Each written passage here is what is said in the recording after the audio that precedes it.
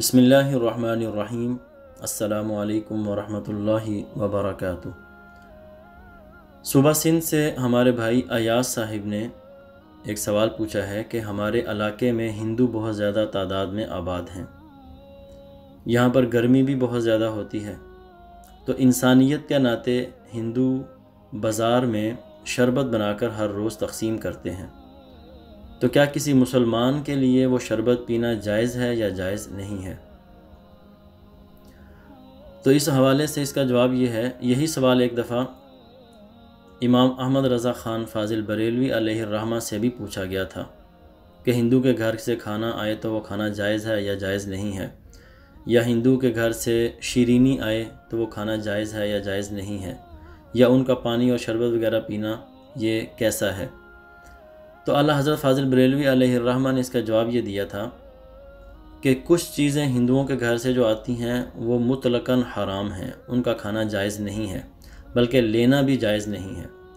اور کچھ چیزیں ایسی ہیں کہ جو ان کے گھر سے آئیں تو ان کا لینا جائز ہے اور کھانا بھی جائز ہے۔ پہلی چیز جس کا لینا اور کھانا حرام ہے، فرماتے ہیں کہ گوشت ہے۔ ان کے گھر سے جو گوشت آئے اس کا کھانا حرام ہے، کیونکہ وہ مشرک ہیں، اللہ تعالیٰ کو نہیں مانتے ہیں، بتوں کی عبادت کرتے ہیں، تو ذبح کرتے وقت وہ اللہ کا نام نہیں لیتے، اپنے بتوں کا نام ہی لیتے ہیں، تو ان کا ذبیحہ شریعت نے حرام قرار دیا ہے۔ البتہ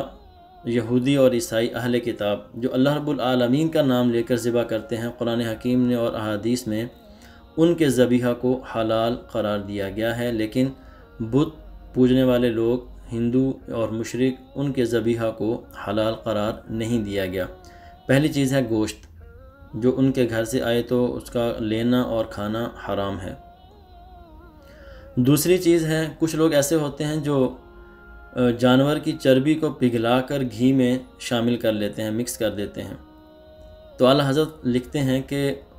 ان سے اس طرح کا گھی لینا بھی اور خریدنا بھی حرام ہے جس کے اندر کسی جانور کی چربی ملی ہوئی ہو۔ دو چیزیں ہو گئیں۔ اور تیسری چیز آپ فرماتے ہیں کہ ہندوؤں کے گھر سے بتوں کی پوجا کا جو کھانا ہوتا ہے وہ بھی مطلقاً لینا منع ہے، حرام ہے، جائز نہیں ہے۔ جو بتوں کے اوپر وہ چڑھاوا چڑھاتے ہیں یا ان کے نام کا کوئی کھانا بناتے ہیں، عبادت کرتے ہیں، پوجا کرتے ہیں، تو اس قسم کی تمام کھانے، شیرینی، پانی، شربت، وہ سارا کا سارا حرام ہے، نہ وہ لینا جائز ہے اور نہ وہ کھانا اور پینا جائز ہے۔ یہ تینوں چیزیں حرام ہیں، گوشت کی چربی اور پوجا کا کھانا۔ پھر فرماتے ہیں کہ اگر یہ تینوں چیزیں نہ ہوں، اگر یہ مفاسد نہ ہوں، تو پھر اس کھانے میں لے لینے میں کوئی حرج نہیں ہے، وہ کھانا جائز ہے۔ بلکہ فرماتے ہیں کہ اگر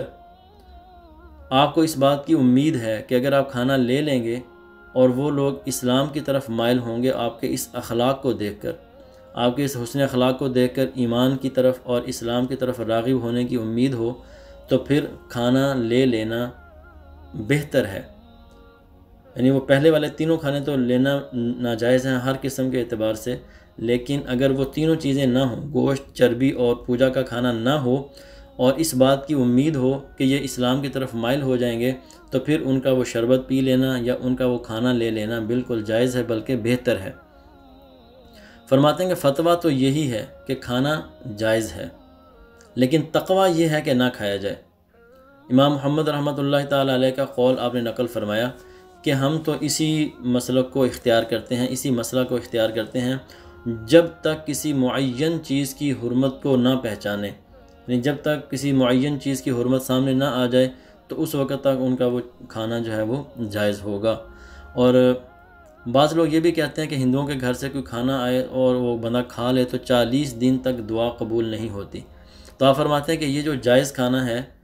وہ تینوں چیزیں اگر نہ ہوں تو یہ کہنا کہ 40 دن تک دعا قبول نہیں ہوتی، یہ بالکل غلط بات ہے، شریعت کے ساتھ اس کا کوئی تعلق نہیں ہے۔ واللہ اعلم بالصواب۔